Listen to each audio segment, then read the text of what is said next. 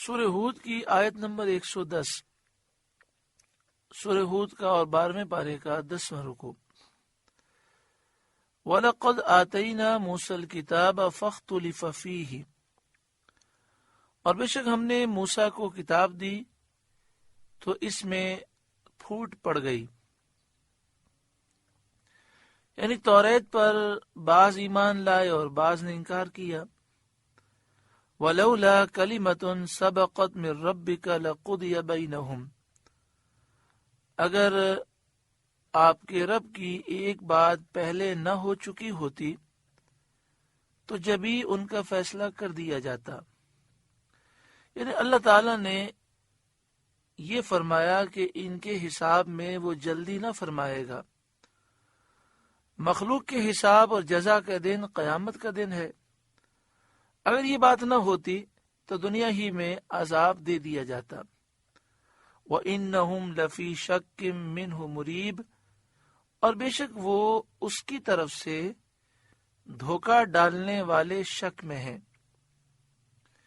یعنی جو کافر ہیں قرآن پاک کی طرف سے ایک ایسے شک میں مبتلا ہیں جس شک نے ان کی عقلوں کو حیران کر دیا ہے۔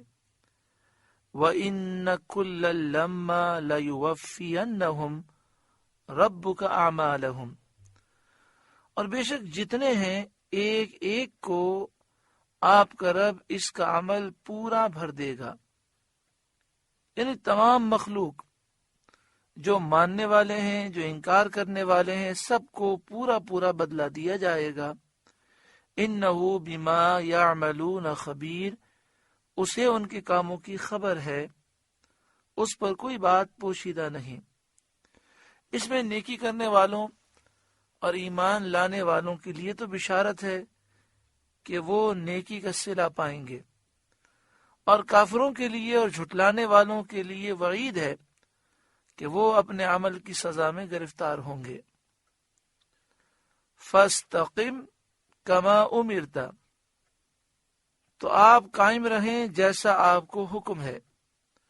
وَمَنْ تَابَ مَعَكَ، اور جو آپ کے ساتھ رجوع لایا ہے اور جس نے آپ کا دین قبول کیا ہے، وہ بھی دین پر اور عبادت و فرمانبرداری پر قائم رہے۔ وَلَا تَطْغَوْا، اور اے لوگوں سرکشی نہ کرو۔ إِنَّهُ بِمَا تَعْمَلُونَ بَصِيرٌ، بے شک اللہ تمہارے کام دیکھ رہا ہے۔ مسلم شریف کی حدیث میں ہے کہ حضرت سفیان بن عبداللہ ثقفی نے رسول کریم صلی اللہ علیہ وآلہ وسلم سے عرض کیا کہ مجھے دین میں ایک ایسی بات بتا دیجئے کہ پھر کسی سے دریافت کرنے کی حاجت نہ رہے۔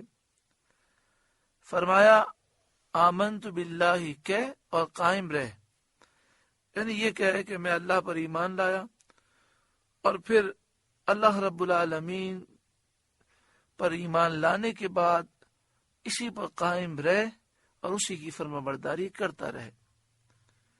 وَلَا تَرْكَنُوا إِلَى الَّذِينَ ظَلَمُوا، اور ظالموں کی طرف نہ جھکو۔ فَتَمَسَّكُمُ النَّارُ، ورنہ تمہیں آگ چھوئے گی۔ وَمَا لَكُم مِّن دُونِ اللَّهِ مِنْ أَوْلِيَاءَ، اور اللہ کے سوا تمہارا کوئی حمایتی نہیں۔ ثُمَّ لَا تُنصَرُونَ، پھر مدد نہ پاؤ گے۔ یہاں فرمایا گیا کہ ظالموں کی طرف نہ جھکو۔ اگر ظالموں کی طرف جھکو گے تو جہنم میں جاؤ گے، پھر اللہ کے عذاب سے تمہیں تمہارا کوئی دوست نہیں بچا سکے گا، تمہاری مدد نہیں ہوگی۔ حضرت صدر الافاضل مولانا نعیم الدین مراد آبادی علیہ رحمہ آپ تفسیر خزائن العرفان میں فرماتے ہیں، کسی کی طرف جھکنا اس کے ساتھ میل محبت رکھنے کو کہتے ہیں۔ یعنی یہ فرمایا گیا کہ کافروں سے، بدعقیدہ لوگوں سے محبتیں نہ رکھو، تعلقات نہ رکھو۔ معنی یہ ہے کہ ظالموں کے اعمال سے راضی نہ ہو۔ یہ بھی کہا گیا کہ ان کے ساتھ مداہنت نہ کرو۔ حضرت قتادہ نے فرمایا مشرکین سے نہ ملو۔ اس سے معلوم ہوا کہ اللہ کے نافرمانوں کے ساتھ یعنی کافروں، بے دینوں اور گمراہوں کے ساتھ میل جول، محبت اور ان کی ہاں میں ہاں ملانا، ان کی خوشامد میں رہنا، یہ منع ہے۔ وَأَقِمِ الصَّلَاةَ طَرَفَيِ النَّهَارِ، اور نماز قائم رکھو دن کے دونوں کناروں، وَزُلَفًا مِّنَ اللَّيْلِ، اور کچھ رات کے حصوں میں۔ دن کے دو کناروں سے صبح و شام مراد ہیں۔ زوال سے پہلے کا جو وقت ہے وہ صبح میں داخل ہے، اور زوال کے بعد کا وقت شام میں داخل ہے۔ تو دن کے دو کناروں میں نماز قائم رکھو، اس سے صبح کی نماز فجر مراد ہے، اور زوال کے بعد دو نمازیں ہوتی ہیں، ایک ظہر کی نماز اور ایک غروب سے پہلے نماز ہوتی عصر۔ تو طرفی النہار میں فجر، ظہر، عصر، تین نمازیں مراد ہیں۔ وَزُلَفًا مِّنَ اللَّيْلِ، اور کچھ رات کے حصوں میں، اس سے مراد مغرب اور عشاء ہے۔ ان الحسنات یذہبن السیئات، بے شک نیکیاں برائیوں کو مٹا دیتی ہیں۔ نیکیوں سے مراد ایک روایت کے مطابق 5 نمازیں ہیں۔ اسی طرح مطلقاً جتنی عبادات ہیں وہ سب داخل ہیں۔ تو نمازوں سے بھی گناہ مٹتے ہیں، دیگر عبادات سے بھی گناہ مٹتے ہیں۔ اسی طرح سبحان اللہ والحمد للہ ولا الہ الا اللہ واللہ اکبر پڑھنے سے بھی گناہ مٹتے ہیں۔ بعض مفسرین نے فرمایا یہ مراد ہے۔ آیت سے معلوم ہوا کہ نیکیاں صغیرہ گناہوں کے لیے کفارہ ہوتی ہیں۔ وہ نیکیاں نماز ہوں، صدقہ ہو، یا ذکر اور استغفار ہو، یا اور کوئی عبادت۔ مسلم شریف کی حدیث میں ہے کہ 5 نمازیں اور جمعہ دوسرے جمعے تک، اور ایک روایت میں ہے کہ رمضان دوسرے رمضان تک، یہ سب کفارہ ہیں ان گناہوں کے لیے جو ان کے درمیان واقع ہوں، جبکہ آدمی کبیرہ گناہوں سے بچے۔ یعنی یہاں جو مراد ہے کہ ان الحسنات یذہبن السیئات، بے شک نیکیاں برائیوں کو مٹا دیتی ہیں، اس سے مراد ہے کہ نیکیوں سے صغیرہ گناہ مٹ جاتے ہیں، اور کبیرہ گناہ مٹانے ہوں تو سچی پکی توبہ کی جائے، اور یہ عزم ہو کہ اب میں آئندہ کبھی نہیں کروں گا، اور جو اللہ کے حقوق اور بندوں کے حقوق باقی ہیں وہ اسے ادا کرے۔ اس آیت کی شان نزول میں یہ ہے کہ ایک شخص نے کسی عورت کو دیکھا اور اس شخص سے کوئی خفیف سی حرکت بے حجابی کی سرزد ہوئی۔ اس پر وہ نادم ہوئے اور رسول کریم صلی اللہ علیہ وآلہ وسلم کی خدمت میں حاضر ہو کر اپنا حال عرض کیا۔ اس پر یہ آیت نازل ہوئی۔ انہوں نے عرض کیا کہ صغیرہ گناہوں کے لیے نیکیوں کا کفارہ ہونا کیا خاص میرے لیے ہے؟ فرمایا نہیں، سب کے لیے ہے۔ یعنی انہوں نے یہ سوال کیا کہ کیا صرف نیکیوں کی وجہ سے میرے صغیرہ گناہ معاف ہوں گے یا سب کے ساتھ یہ معاملہ ہے؟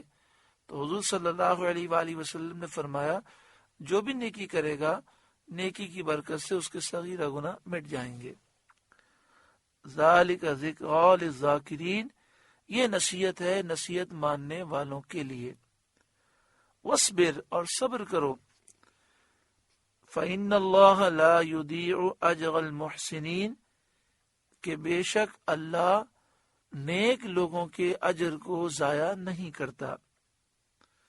فَلَوْلَا كَانَ مِنَ الْقُرُونِ مِنْ قَبْلِكُمْ أُولُو بَقِيَّةٍ يَنْهَوْنَ عَنِ الْفَسَادِ فِي الْأَرْضِ، تو کیوں نہ ہوئے تم سے پچھلی امتوں میں ایسے لوگ جن میں بھلائی کا کچھ حصہ لگا رہا ہوتا کہ زمین میں فساد سے روکتے۔ یعنی پچھلی امتوں میں جو ہلاک کی گئیں، ان امتوں میں ایسے لوگ نہ تھے جو خیر والے ہوتے، لوگوں کو زمین میں فساد کرنے سے روکتے اور گناہوں سے منع کرتے، اسی لیے ہم نے انہیں ہلاک کر دیا۔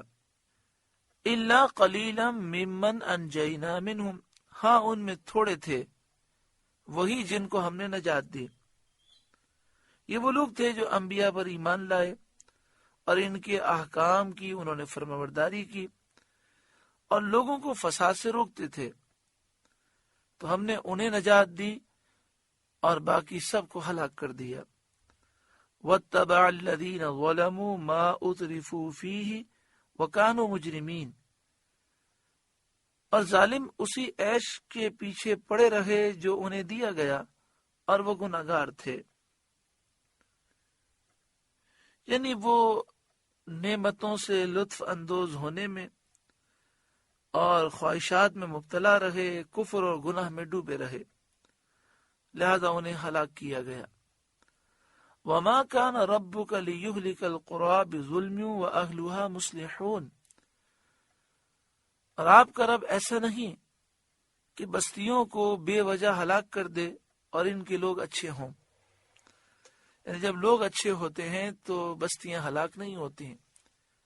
بے برکتی اس وقت آتی ہے جب غالب لوگوں کی اکثریت گناہوں میں پڑ جاتی ہے، اور جو نیک لوگ ہوتے ہیں وہ نیکی کا حکم دینا اور برائی سے روکنا چھوڑ دیتے ہیں۔ وَلَوْ شَاءَ رَبُّكَ لَجَعَلَ النَّاسَ أُمَّةً وَاحِدَةً، اور اگر آپ کا رب چاہتا تو سب آدمیوں کو ایک ہی امت کر دیتا، تو سب ایک دین پر ہوتے۔ وَلَا يَزَالُونَ مُخْتَلِفِينَ، اور وہ ہمیشہ اختلاف میں رہیں گے، کوئی کسی دین پر کوئی کسی پر۔ إِلَّا مَن رَحِمَ رَبُّكَ، مگر جن پر آپ کے رب نے رحم کیا وہ دین حق پر رہیں گے اور دین حق میں وہ اختلاف نہ کریں گے۔ یہاں یہ فرمایا گیا کہ اگر اللہ تعالی چاہتا تو سب کو ایک امت کر دیتا۔ اس سے مراد یہ ہے کہ اس دنیا کو اگر دارالامتحان اور دارالعمل نہ بنایا جاتا تو لوگوں کو اختیار نہ دیا جاتا، کوئی کفر کی طرف جا ہی نہ سکتا، اگر جانے کی کوشش کرتا تو فوراً عذاب آ جاتا۔ لیکن چونکہ یہاں ڈھیل دی گئی، حساب آخرت میں ہوگا، اس لیے لوگوں نے مختلف راہیں اختیار کی۔ وَلِذَلِكَ خَلَقَهُمْ، اور لوگ اسی لیے بنائے ہیں، یعنی اختلاف والے اختلاف کے لیے اور رحمت والے اتفاق کے لیے۔ جن کے نصیب برے ہیں وہ دین سے دور رہتے ہیں، جن کے نصیب اچھے ہیں وہ دین کے قریب آ جاتے ہیں۔ وَتَمَّتْ كَلِمَةُ رَبِّكَ لَأَمْلَأَنَّ جَهَنَّمَ مِنَ الْجِنَّةِ وَالنَّاسِ أَجْمَعِينَ، اور آپ کے رب کی بات پوری ہو چکی کہ بے شک ضرور میں جہنم کو بھر دوں گا جنات اور آدمیوں کو ملا کر، کیونکہ اللہ کو علم ہے کہ باطل کے اختیار کرنے والے بہت ہوں گے، تو اللہ تعالیٰ نے فرمایا کہ جو باطل کا ساتھ دے گا میں اسے جہنم میں ڈال دوں گا۔ وَكُلًّا نَقُصُّ عَلَيْكَ مِنْ أَنْبَاءِ الرُّسُلِ، اور سب کچھ ہم آپ کو رسولوں کی خبریں سناتے ہیں۔ مَا نُثَبِّتُ بِهِ فُؤَادَكَ، جس سے آپ کا دل ٹھہرائیں۔ اور انبیاء علیہم السلام کے حال اور ان کی امتوں کے سلوک دیکھ کر آپ کو اپنی قوم کی ایذا کا برداشت کرنا اور اس پر صبر کرنا، اس پر صبر فرمانا آسان ہو۔ وَجَاءَكَ فِي هَذِهِ الْحَقُّ، اور اس صورت میں آپ کے پاس حق آیا، یعنی انبیاء اور ان کی امتوں کے تذکرے واقع کے مطابق بیان ہوئے جو دوسری کتابوں اور دوسرے لوگوں کو حاصل نہیں، یعنی جو واقعات بیان فرمائے گئے وہ حق بھی ہیں، وَمَوْعِظَةٌ، اور نصیحت بھی ہیں، وَذِكْرَىٰ لِلْمُؤْمِنِينَ، اور مسلمانوں کے لیے وہ نصیحت ہے۔ موعظہ و ذکرى للمؤمنین، یہ واقعات مسلمانوں کے لیے پند و نصیحت ہیں۔ کہ گزری ہوئی امتوں کے حالات اور ان کے انجام سے لوگ عبرت حاصل کریں۔ وَقُلْ لِلَّذِينَ لَا يُؤْمِنُونَ اعْمَلُوا عَلَى مَكَانَتِكُمْ، اور آپ کافروں سے فرمائیے تم اپنی جگہ کام کیے جاؤ، ان قریب اس کا نتیجہ پالو گے۔ اِنَّا عَامِلُونَ، ہم اپنا کام کرتے ہیں، جس کا ہمیں ہمارے رب نے حکم دیا ہے ہم وہ کرتے ہیں۔ وَانتَظِرُوا، اور راہ دیکھو، انتظار کرو۔ اِنَّا مُنتَظِرُونَ، ہم بھی راہ دیکھتے ہیں، انتظار کرتے ہیں، یعنی ہم بھی تمہارے انجام کا انتظار کرتے ہیں۔ وَلِلَّهِ غَيْبُ السَّمَاوَاتِ وَالْأَرْضِ، اور اللہ ہی کے لیے ہیں آسمانوں اور زمین کے غیب، اس سے کچھ چھپ نہیں سکتا۔ وَإِلَيْهِ يُرْجَعُ الْأَمْرُ كُلُّهُ، اور اسی کی طرف سب کاموں کی رجوع ہے۔ فَاعْبُدْهُ، تو اس کی بندگی کرو۔ وَتَوَكَّلْ عَلَيْهِ، اور اس پر بھروسہ رکھو۔ وَمَا رَبُّكَ بِغَافِلٍ عَمَّا تَعْمَلُونَ، اور تمہارا رب تمہارے کاموں سے غافل نہیں۔